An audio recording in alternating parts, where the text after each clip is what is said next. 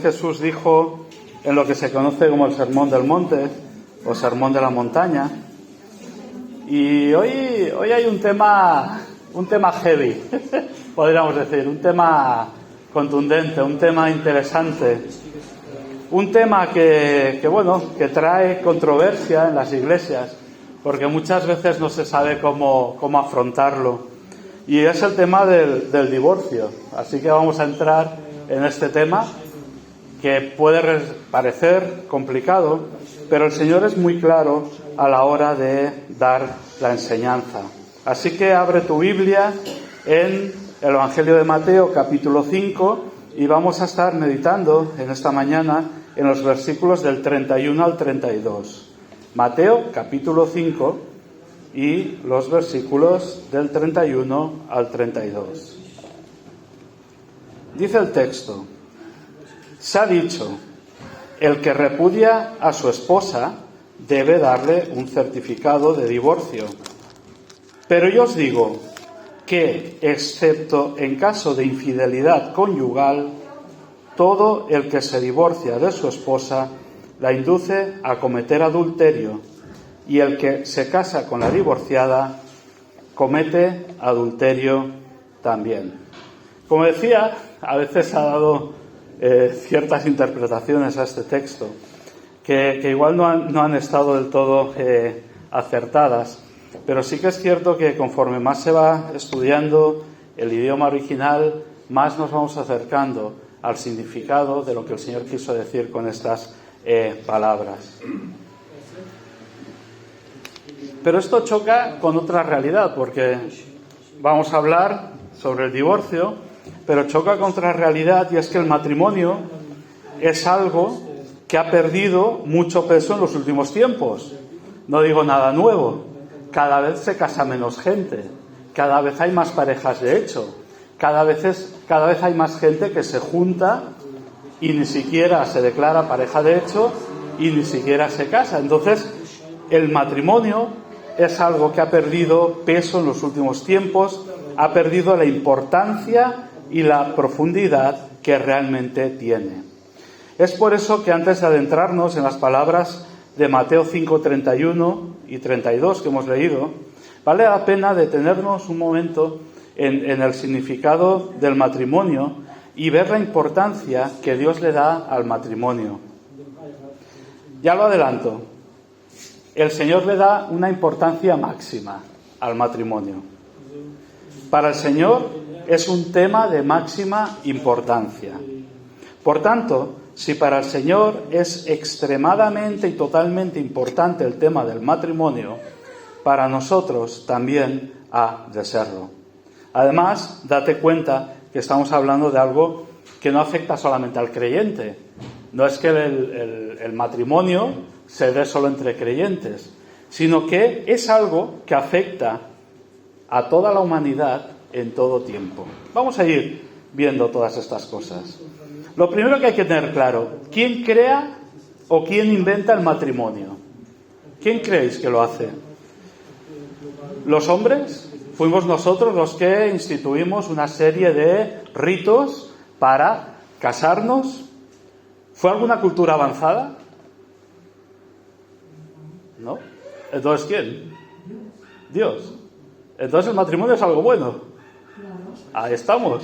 El matrimonio es Dios quien lo crea. Y el matrimonio es algo bueno que Dios nos regala al ser humano. Es Dios quien crea el matrimonio como un espacio íntimo entre dos personas donde se convierten en una sola carne al unirse físicamente el uno con el otro. Los dos miembros del matrimonio conservan su forma de ser y de pensar, conservan su individualidad, no deja de ser cada uno la persona que es, pero esa individualidad es compartida con la otra parte del matrimonio. Una parte se complementa perfectamente con la otra. Y es un poco lo que encontramos en Génesis 2, cuando Dios crea a la mujer y dice: Dios el Señor dijo, no es bueno que el hombre esté solo, voy a hacerle una ayuda adecuada o ayuda idónea. Por tanto, el Señor crea la ayuda idónea para el hombre, y entonces dice que varón y varona los creó, ¿vale? ¿El matrimonio es solamente para los creyentes o para todo el mundo? Esto también es interesante porque a veces se ha explicado que no, que es un tema religioso, que es un tema que queda dentro de la religión oficial de un país o dentro de los ritos y las creencias de cada uno. Pues mira, el matrimonio no es solamente para los creyentes. El matrimonio es algo dado para toda la humanidad por Dios. ¿Por qué? Porque lo dio desde el inicio de la creación. No fue algo que luego le dio a su pueblo para que lo ejerciera, sino que ya desde los primeros seres humanos, desde Adán y desde Eva, ellos recibieron el regalo que Dios les dio, que era el matrimonio. Es algo para toda la humanidad, comenzando con Adán y Eva. Entonces surge otra pregunta, y esta ya es más complicada, podríamos decir, pero ya veréis que es bastante clara también la explicación. ¿El matrimonio son solamente papeles? Bueno, llegados a este punto es interesante aclarar este tema, porque como vais a ir viendo, es un tema que si hay papeles por medio ya nos acerca algo al tema del divorcio, que es lo que centra un poco Jesús en Mateo 5, 31 y 32. Muchas veces he tenido que oír, y si lo oyes entre no creyentes, pues no tiene un pase, pero bueno. Pero el problema es que muchas veces también lo he oído entre creyentes y en diferentes iglesias. He escuchado aquello de que el matrimonio es un simple papel que se firma. Lo he tenido que oír en varias iglesias, lo he tenido que oír en mi propia familia, o sea que es algo que me afecta bastante de cerca, porque ellos dicen, no, es que el matrimonio es firmar un papel y ya está, es algo legal, un acto legal, pero es eso, es un papel que no tiene mucho valor, no tiene mucho sentido. Bueno, quizás te interese verlo de esta manera, al igual que a los fariseos de los tiempos de Jesús les interesaba decir que Moisés ordenaba dar carta de divorcio, aunque esto no era exactamente así. Los seres humanos somos capaces de dar la vuelta a la verdad tantas veces como sea necesario para salirnos con la nuestra. Esto es una realidad, somos así. En vez de someternos a Dios y a su santa y bendita voluntad. Mirad, lo cierto es que el matrimonio no son solamente papeles. El matrimonio es un compromiso, es una promesa, es un pacto. Y un pacto, primeramente, delante de Dios, un pacto con la persona a la que amas y un pacto delante de los testigos que están reunidos en la ceremonia. El primer matrimonio de la historia fue el de Adán y Eva. Y entonces, claro, ¿existía el documento escrito en esos tiempos? ¿Sí o no? Sí que existía el lenguaje, porque hablaban Adán y Eva, hablaba Dios con Adán, Adán con Dios, pero ¿qué hacemos?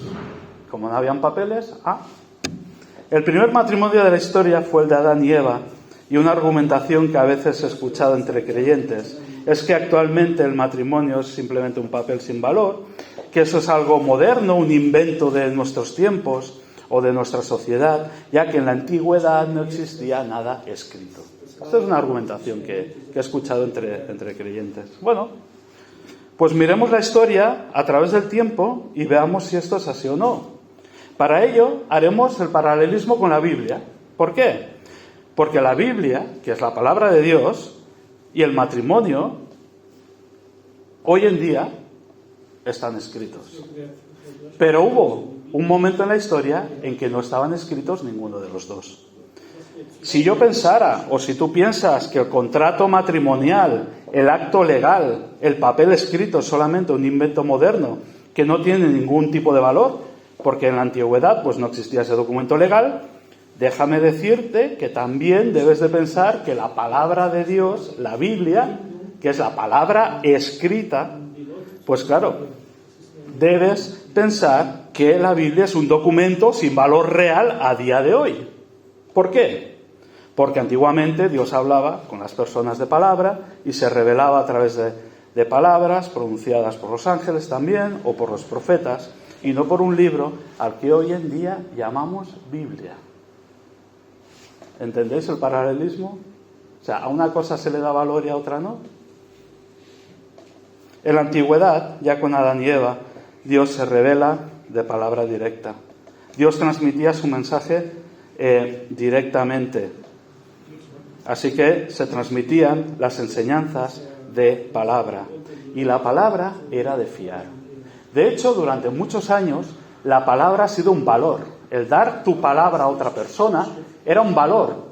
Y tenías que cumplirla. Te habías comprometido con eso. Tenías que cumplir lo que habías dicho. La palabra era de fiar.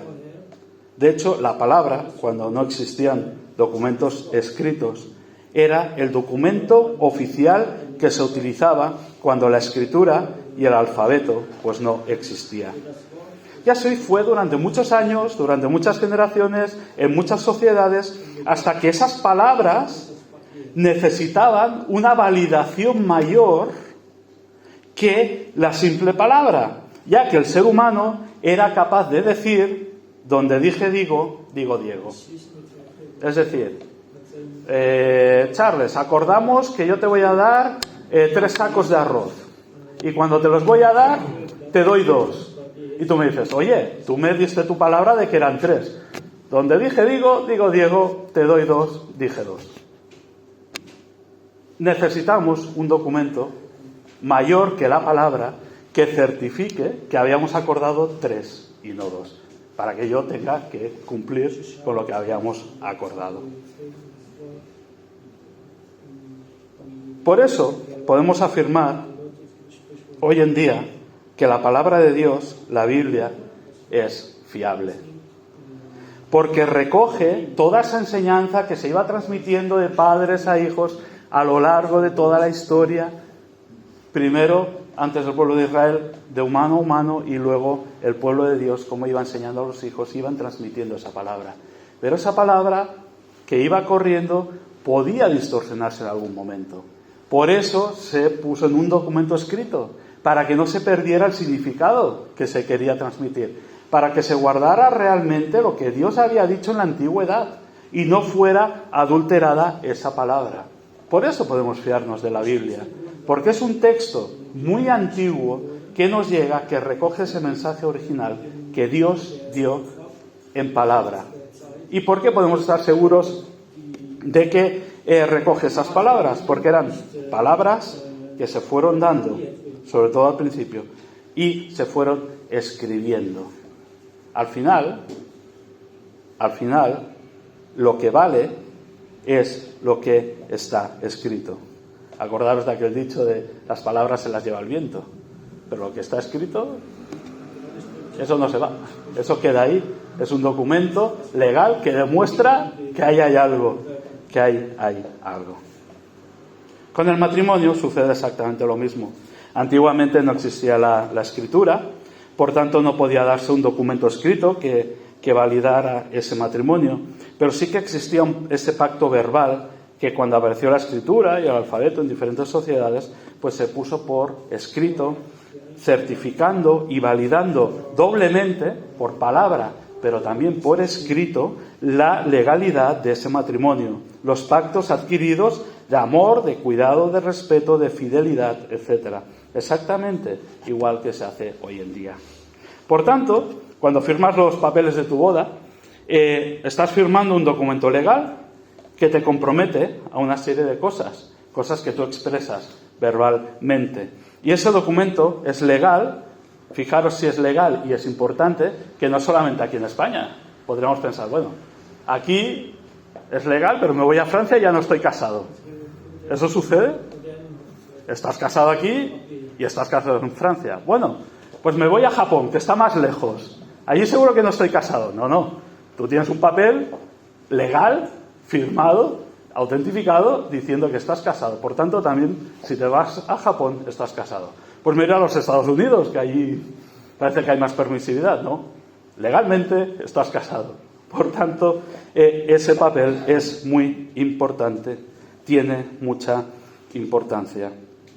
No estamos hablando de un simple papel, sino que estamos hablando del documento que constata, que certifica tu estado civil. Un documento legal de extrema importancia. Entonces, otra pregunta que podríamos pensar es, bueno, ¿el matrimonio es para un tiempo determinado o dura para siempre?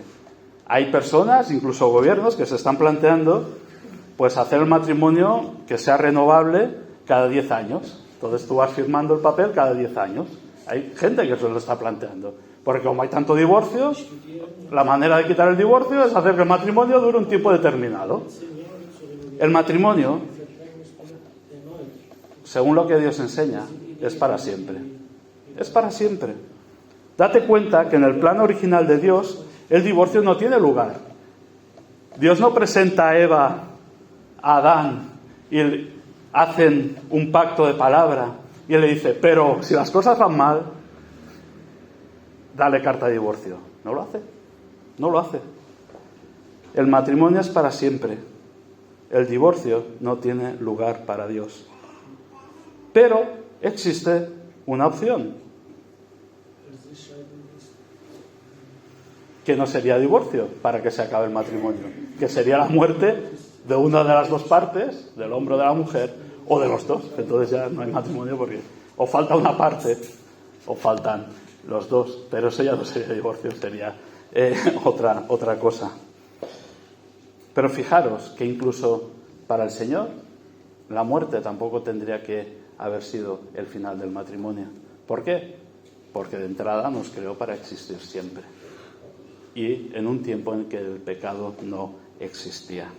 Por tanto, desde el punto de vista del Señor, el matrimonio era y es para toda la vida. Sobre este punto, dejarme comentar algo, así lo aclaro. Y es que muchas veces cuando se habla de renovación de votos, sobre todo cuando se celebran las bodas de plata y de oro, y se suele hacer bastante. Y lo cierto es que realmente no se trata de una renovación de votos. No es que esos votos han caducado y los has de renovar, ¿vale? ¿Por qué? Porque el matrimonio todavía sigue vigente cuando se hacen este tipo de celebraciones por 25 años o por 50 años de casado. Por tanto, tendríamos que hablar más de recordatorio de votos y de celebración de estar cumpliendo esos votos, más que de una renovación. Realmente no es una renovación, sino que es un recordatorio. Entonces, si el matrimonio es creación de Dios para toda la humanidad, si es algo bueno que Dios ha creado y nos ha regalado y es para toda la vida, ¿de dónde sale el divorcio? Si no está en Génesis. Si no está, Dios no da el matrimonio y el divorcio como opción. ¿Dios aprueba el divorcio? Esto es un tema interesante. Aquí es donde entramos de lleno en el texto de Mateo 5, 31 y 32. Vamos a leerlo otra vez. Se ha dicho, son palabras del propio Señor Jesús, se ha dicho, el que repudia a su esposa debe darle un certificado de divorcio. Pero yo os digo que excepto en caso de infidelidad conyugal, todo el que se divorcia de su esposa la induce a cometer adulterio, y el que se casa con la divorciada comete adulterio también. Fijaros que el Señor Jesús comienza diciendo, se ha dicho. No el Señor dijo, no Moisés os ha enseñado, no yo os digo todavía, sino se ha dicho. Y esto, como ya hemos visto en otros domingos cuando hemos profundizado en el texto del Sermón de la Montaña, Jesús sigue apuntando directamente a los fariseos y a los maestros de la ley que enseñaban lo siguiente: el que repudia a su esposa debe darle un certificado de divorcio. Por tanto, esta enseñanza dicha y enseñada no era de Dios, sino que ya había sido adulterada o manipulada por el ser humano. Mirad, en los tiempos de Jesús existían dos escuelas de pensamiento dentro de los maestros de la ley. No todos pensaban igual. Habían unos más progresistas, otros más cerrados, unos más abiertos, otros permitían unas cosas, otros permitían otras. Y las dos escuelas más importantes Una era la escuela de Shammai, que era más estricta, y la otra era la escuela de Hillel, que se iba por otros lados. Estas dos escuelas de pensamiento tenían dos posturas sobre el divorcio, que además partían de la misma base. ¿Y de dónde partían esas dos maneras de pensar sobre el divorcio dentro del pueblo de Israel en los tiempos de Jesús? Pues partían de un texto que se encuentra en Deuteronomio 24 y versículos del 1 al 4, que dice: si un hombre se casa con una mujer, pero luego deja de quererla por haber encontrado en ella algo indecoroso, solo podrá despedirla si le entrega un certificado de divorcio. Una vez que ella salga de la casa, podrá casarse con otro hombre. Si ocurre que el segundo esposo le toma aversión, también le extiende un certificado de divorcio y la despide de su casa. O si el segundo esposo muere, el primer esposo no podrá casarse con ella de nuevo, pues habrá quedado impura. Eso sería abominable a los ojos del Señor. Las dos maneras de pensar sobre el divorcio parten de este texto. La escuela de Shammai, que era la más cerrada, defendía que ese algo indecoroso en la esposa, por las palabras del original, hace referencia solamente al acto sexual por parte de ella con una persona que no fuese su marido. Es decir, algo de lo que hablamos 2 o 3 semanas atrás, el adulterio. Si la esposa cometía adulterio, el hombre podía darle, el marido podía darle carta de divorcio. En caso de adulterio, se rompe el pacto matrimonial y la parte no culpable le puede dar carta de divorcio a la otra parte.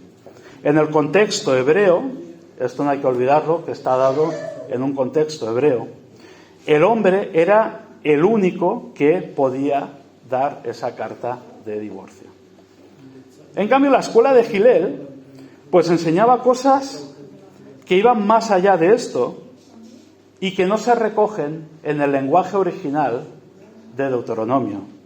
Pero ellos enseñaban que algo indecoroso hallado en la mujer podía ser cualquier cosa. Y cualquier cosa significa cualquier cosa. Barclay dice, pone varios ejemplos. Si la mujer había puesto demasiada sal en la comida del marido, el marido podía darle carta de divorcio. Duro, ¿eh? Duro. Si la mujer aparecía en público con la cabeza descubierta, el marido podía darle carta de divorcio. Pensar la mentalidad hebrea. La mujer era un objeto del hombre.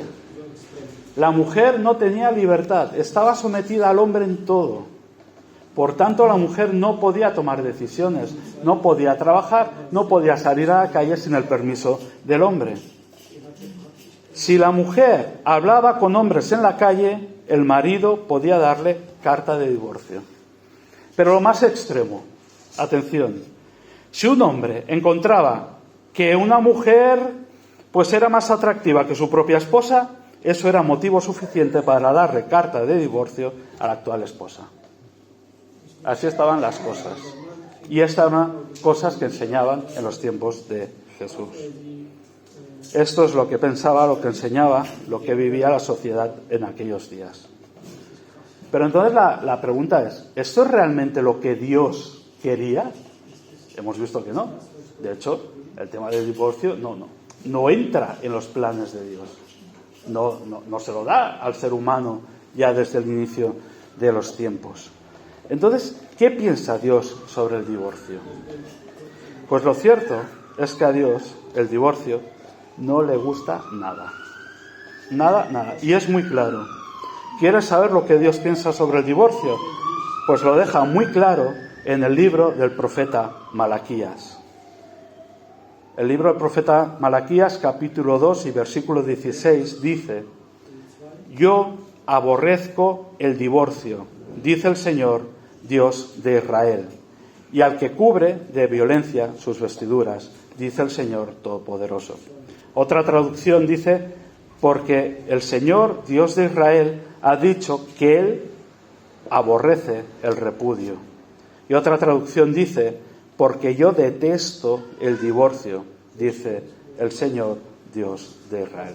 Por tanto, queda claro que el divorcio es algo que Dios detesta. Dios no quiere el divorcio para el ser humano. Las palabras que acabamos de leer se encuentran en un contexto en el que habla de la relación entre Dios y su pueblo, estas palabras de Malaquías.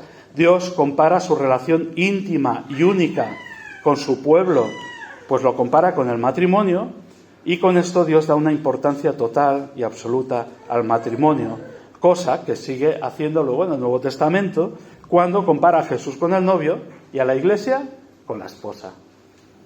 Es tan importante el matrimonio y la pureza del matrimonio para el Señor, que el Señor dice que detesta, aborrece el divorcio. Y esta es la base. Esto es lo que Dios dice.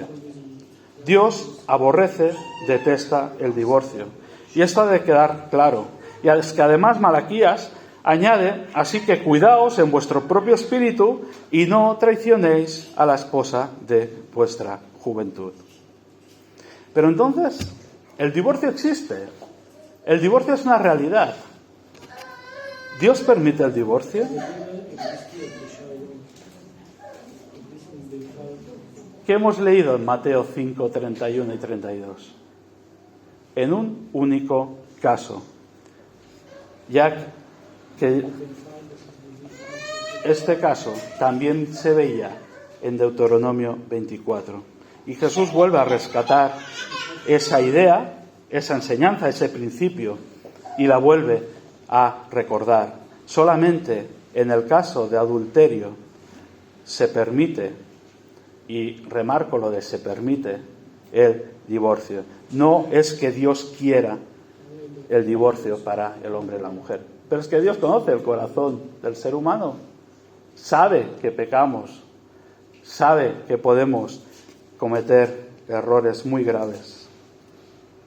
Y de hecho el propio Señor Jesús en Mateo 19:8 afirma: Moisés os permitió divorciaros de vuestras esposas por lo obstinados que sois, respondió Jesús. Pero no fue así desde el principio. Y otra versión todavía es bastante más contundente. Moisés os permitió divorciaros de vuestras esposas por la dureza de vuestro corazón. Por la dureza de vuestro corazón. Y añade, pero no fue así desde el principio. Y es interesante este apunte, pero no fue así desde el principio. Un claro ejemplo de que el divorcio no es al final una solución para nada, sino que es, y esto hay que admitirlo, el divorcio es el fracaso del plan de Dios en la vida de los divorciados. Pero yo os digo que excepto en caso de infidelidad conyugal, todo el que se divorcia de su esposa la induce a cometer adulterio, y el que se casa con la divorciada comete adulterio también. Por lo tanto, el único motivo de divorcio que Dios permite por la dureza de nuestro corazón es cuando una de las dos partes comete adulterio. Y me puedes decir, bueno, aquí en Mateo habla solo de los hombres, en Marcos habla de los dos, en el Evangelio de Marcos. Así que en el contexto del pensamiento hebreo, que como ya sabéis era el que hemos explicado antes, era extremadamente machista y tenía a la mujer por objeto, solamente el hombre pues podía dar la carta de divorcio, como ya se ha dicho. Por eso Jesús les dice, aquí en Mateo, que si un hombre le da la carta de divorcio a la mujer porque ella ha salido a la calle pues con la cabeza descubierta, o porque ha saludado a un hombre, o porque no le ha pedido permiso al hombre para algo, o tal, pues que eso no se puede permitir. Ese hombre está exponiendo al final a la mujer a cometer pecado, a cometer adulterio, ya que ella, para sobrevivir, por el contexto que hemos explicado, ha de volverse a casar casi de forma forzada por la mentalidad de aquellos días, y ese divorcio no está permitido por Dios. Por tanto, ella y el nuevo marido estarían participando de ese pecado, estarían participando de esa situación de adulterio. Para nosotros, hoy en día, ¿con qué nos quedamos? Pues que Dios aborrece el divorcio, pero por la dureza de nuestro corazón solo permite el divorcio si una de las dos partes ha cometido adulterio, es decir, ha mantenido relaciones sexuales con una tercera persona. En ese caso, el pacto, el matrimonio, muere y se puede dar ese divorcio. Evidentemente, la parte que ha adulterado queda en pecado y tiene la opción de arrepentirse delante de Dios o de no hacerlo y permanecer rebelde en pecado. Pero la parte que no ha adulterado puede volverse a casar sin cometer pecado, porque el anterior pacto, matrimonio, ya murió cuando pecó la parte que cometió adulterio. Y a partir de aquí, siempre, antes de llegar al divorcio, porque muchas veces se plantea el divorcio como la salida rápida, la salida fácil, la salida efectiva a una situación, a un malestar matrimonial. A veces no hace falta que haya habido adulterio por medio, a veces simplemente, oye, ya no la quiero, la he dejado de amar, necesito descansar de ella, me agobia mucho. A veces no son cosas justificables delante de Dios, como hemos visto, y practicamos el divorcio, y esto se da también en las iglesias. Pues eso es un problema. Así que siempre, antes de llegar al divorcio, se ha de trabajar a nivel matrimonial y espiritual y pastoral para intentar reconstruir, resucitar precisamente ese matrimonio oficialmente muerto. Si realmente hay un matrimonio muerto, porque ha habido adulterio, ¿creéis que Dios lo puede resucitar o no? Dios resucitó a Lázaro. Él mismo volvió de la muerte. Dios puede resucitar un matrimonio muerto. El problema es si creemos eso y si queremos que suceda. Pero Dios puede recuperar un matrimonio muerto. Dios puede intentar reconstruir, resucitar ese matrimonio. Si Jesús puede resucitar a muertos, puede resucitar un matrimonio muerto. Ahora bien, esto también hay que tenerlo claro. Si se produce un divorcio por cualquier otro motivo, las dos partes están pecando. Dios aborrece el pecado. Y si están pecando y deciden casarse con otras terceras personas, estarán añadiendo pecado sobre pecado, que es lo que dice este texto. Y si en algún momento de toda esa operación no se arrepienten, tienen un problema. ¿Por qué? Porque estarán viviendo en pecado, porque no han sabido frenar ese pecado sobre pecado sobre pecado sobre pecado. No han sabido poner freno a eso. Y se van perdiendo, se van alejando de la voluntad de Dios y se van reafirmando en una manera de vivir que a Dios no le agrada. Estarán viviendo en pecado e irán añadiendo pecado sobre pecado. Y a partir de aquí, en caso de crisis matrimonial, siempre también hay que examinar cada caso con lupa. ¿Por qué? Porque tenemos el texto de Deuteronomio, tenemos este texto de Mateo y luego está lo que Pablo dice también acerca del matrimonio. Que Pablo lo que hace es, en base a todo esto, aplicarlo a unas situaciones que se daban en algunas iglesias. Por tanto, hay que mirar cada caso con lupa, ponerlo en oración continuamente delante del Señor, pedir su guía y dirección, su sabiduría, su visión, porque realmente son situaciones muy delicadas, son situaciones que hacen daño, son situaciones que pueden romper una familia realmente, son situaciones muy dolorosas y cada caso se ha de mirar no a la luz de mis sentimientos, no a la luz de lo que pensemos, sino a la luz de la palabra, a la luz de lo que Dios dice en la Biblia, a la luz de Deuteronomio, a la luz de Mateo y a la luz de los escritos de Pablo. Conclusiones. Ya acabo. El matrimonio es para siempre. Dios aborrece el divorcio. Estas son las dos bases. El divorcio no es una solución. El divorcio es el fracaso de la voluntad de Dios en la vida de los divorciados. Si se acabase aquí el tema, sería terrible. Pero el Señor da esperanza. El Señor cambia vidas. el Señor quiere restaurar tu vida.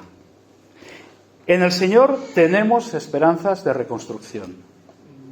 Dios puede resucitar un matrimonio muerto, pero las dos partes del matrimonio han de estar de acuerdo.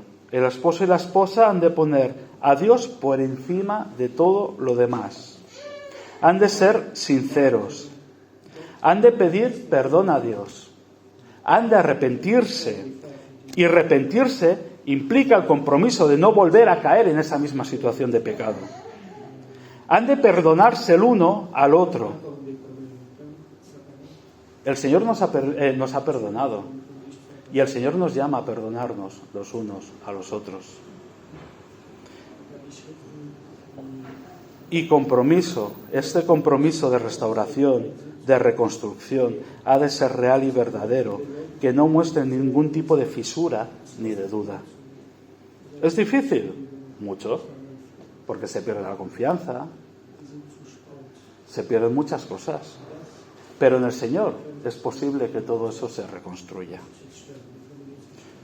Quizás hoy te encuentras en una situación de divorcio a la que has llegado, ya puede ser por adulterio, ya puede ser por otros motivos, y quizás te estés preguntando, bueno, ¿y yo delante del Señor qué situación tengo? ¿Estoy en una situación de pecado o no? ¿Mi vida necesita restauración en algún tema concreto relacionado a las consecuencias de ese divorcio o no?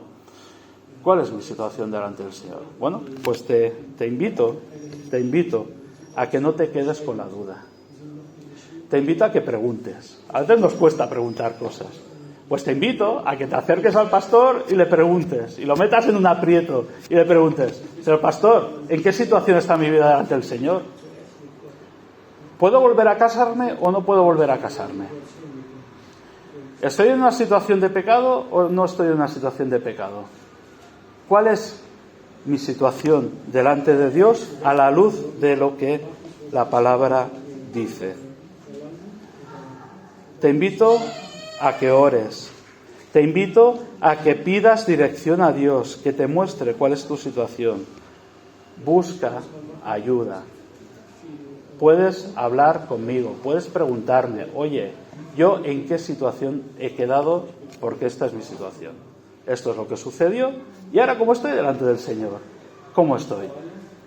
¿He de pedir perdón por algo? ¿He de arrepentirme de algo? ¿El Señor puede reconstruir mi vida en el sentido de poder volverme a casar con alguien? ¿Cómo quedo? ¿Cómo quedo? Todo eso está en la palabra de Dios. Todo eso, esas respuestas existen. Pero cada caso hay que mirarlo particularmente con lupa delante del Señor. Hay que ponerlo en oración, hay que pedirle mucha sabiduría, hay que examinar su palabra, más que nada porque nos interesa a todos, estar bien delante del Señor, ¿o no? Estamos hablando de reconstrucción delante del Señor. Estamos hablando de que el Señor quiere hacer algo nuevo en tu vida, de que quiere sacar aquello que tú puedas haber construido que puede estar mal o medio, y el Señor quiere hacer grandes cosas en tu vida. Quiere restaurar tu vida profundamente, la quiere cambiar por completo. Y en el tema del divorcio, al igual que en otros temas, pues el Señor quiere restaurarte, quiere restaurar tu vida. Pero tú para ello has de saber en qué situación estás delante del Señor, para tomar decisiones y dejar que el Señor te muestre por dónde has de ir, te dé salida a tu situación. Sobre todo, no te quedes con dudas. No te quedes con dudas. Me puedes preguntar, no te quedes con dudas. Porque lo más importante es que tú estés bien delante del Señor. Que tú vivas tu vida como el Señor quiere que la vivas. Que tú seas un auténtico ciudadano del reino, viviendo como un auténtico ciudadano del reino aquí en la tierra. Lo más importante es que tú estés realmente bien delante del Señor, viviendo conforme a su voluntad, obedeciéndole con tu vida en orden y sabiendo cómo actuar si en el futuro el Señor abre puertas para una u otra dirección. Por tanto, si has pasado por la situación de divorcio, estate tranquilo o tranquila, porque el Señor tiene planes para tu vida. Quiere mostrártelos. quiere restaurarte, quiere llevarte hacia lo que tiene preparado para ti. Pero para eso hay que dar una serie de pasos, acercarnos a su palabra, mirar cuál es tu situación y a partir de ahí construir sobre la base del Evangelio. Vamos a orar. Gracias, Padre, porque realmente, sea cual sea nuestra situación, tú siempre buscas lo mejor para nosotros y quieres restaurarnos. En esta mañana te damos las gracias porque en tu palabra hemos podido sumergirnos y hemos podido hallar unas primeras respuestas. Pues algo que duele, algo que hemos sufrido, algo que vemos cada día en nuestras iglesias. Padre, gracias porque tú das respuesta a todo esto. Gracias porque en ti hay restauración. Gracias porque en ti hay perdón de pecados. Y gracias porque tú al final quieres lo mejor para nosotros. Te pedimos que nos ayudes a rendirnos a ti en todo, que nos ayudes a buscar tu voluntad, que obres en nuestro corazón, en nuestra mente, que nos ayudes a acercarnos a ti cada día buscando qué quieras de nosotros y que nos ayudes a dejarte moldearnos a través del Espíritu Santo. Padre, estamos en unas semanas de reconstrucción a todos los niveles y tú estás tocando nuestros corazones, tocando nuestras mentes, dándoles las vueltas necesarias para construir en nosotros lo que quieres construir. Te damos gracias por ello, Padre. Te damos gracias por esta renovación. Gracias por lo que tú estás haciendo en nuestras vidas. Te pedimos que nos ayudes a vivir como hijos tuyos, que nos ayudes a vivir realmente como tú nos enseñas, que nos ayudes a aplicar tus enseñanzas a nuestra vida, que si necesitamos restauración, Padre, que nos acerquemos a ti, que nos arrepintamos de todo aquello que nos tengamos que arrepentir y que aceptemos tu renovación, tu restauración. Y, Padre, sabiendo que tú no quieres destruirnos, sino que quieres lo mejor para nosotros, quieres reconstruirnos. Gracias porque esto es una realidad, gracias porque esto es así y gracias porque podemos acercarnos a ti. Gracias por tu palabra, Padre. A veces tu palabra es dura, pero necesitamos escucharla. Tu palabra es verdad y tu palabra siempre busca nuestra restauración y lo mejor para nosotros. Gracias por ello, Padre. Te lo pedimos todo y te damos las gracias en nombre de tu Hijo Jesucristo. Amén.